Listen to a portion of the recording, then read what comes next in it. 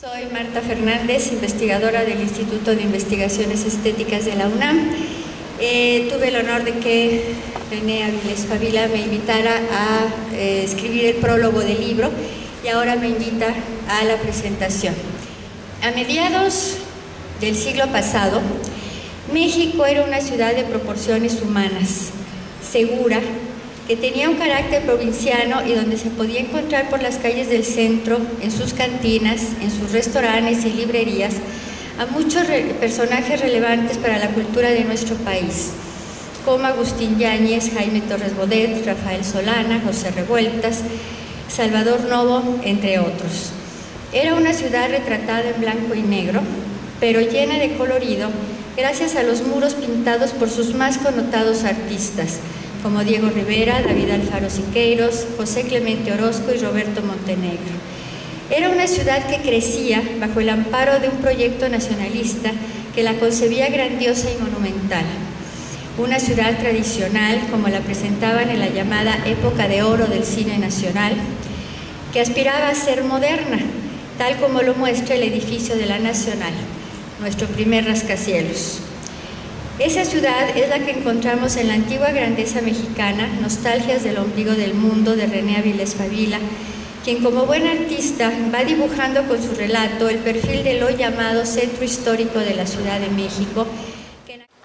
Bueno, con este libro me metí en un campo, en un terreno que no es propiamente el mío es la ficción, es la imaginación. Y viendo que yo conocía perfectamente el centro histórico, que lo había recorrido de la mano de mi mamá desde muy niño. Mi mamá era maestra de primaria y consecuentemente tenía una estrecha vinculación con la Secretaría de Educación Pública en una época digna, cuando no la dirigía Lujambio, sino la dirigían personajes de talla internacional con un enorme prestigio, de una gran personalidad como Torres Bodet o Vasconcelos o Agustín Yáñez, en fin. Pero bueno, mi mamá se quedó aquí, estudió en la Normal, se hizo maestra, una digna maestra, era una mujer muy bella, la pueden ustedes observar en la primera página, en la segunda página, justamente llevándome de la mano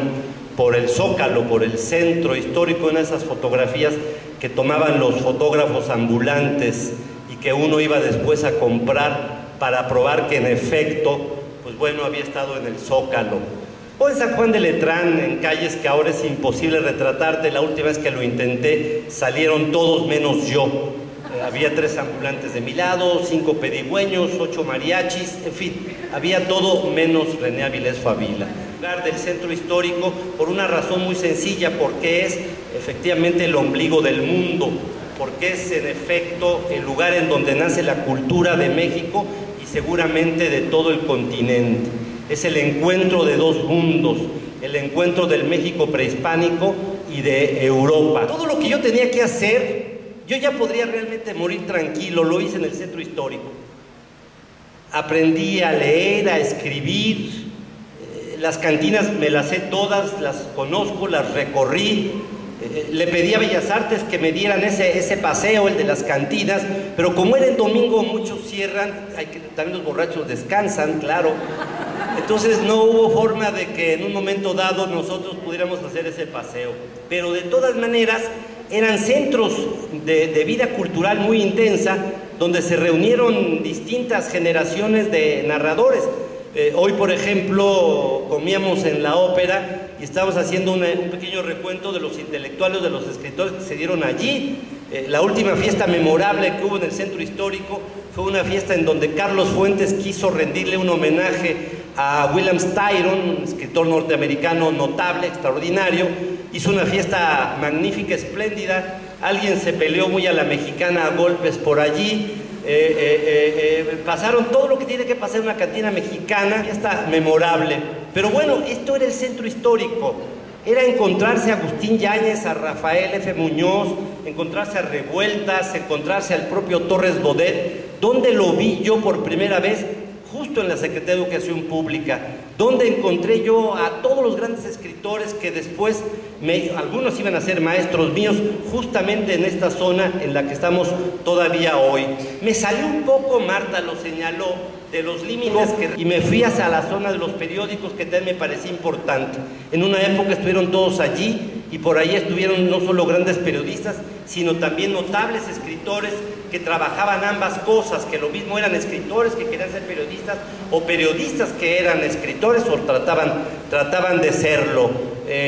Fueron lugares memorables, en ellos escribí también muy pronto, a los 20 años, 21 años, ayer hacía memoria con José Agustín, empezamos a escribir en uno de esos periódicos, de tal manera que para mí toda esta zona, toda esta área es realmente extraordinaria. Era otro México, ahí conocí a Carlos Fuentes, en una de las librerías que estaban en San Juan de Letrán, ahí le pedí su autógrafo, probablemente sea el primer libro autografiado que yo obtengo, lo tengo en el Museo del Escritor justamente, y alguna vez se lo mostré y él a su vez mostró sorpresa de que yo tuviera un libro, es decir, que un niño de 16, de 15 años le hubiera pedido un autógrafo. Pero bueno, gracias a Porrúa que de volada editó el libro sin ningún problema, que accedió a que tuviera ilustraciones. Gracias a Marta por haber hecho su maravilloso prólogo, y gracias sobre todo a ustedes que me están acompañando aquí como lo han hecho en otras veces. Se los agradezco como siempre de todo corazón.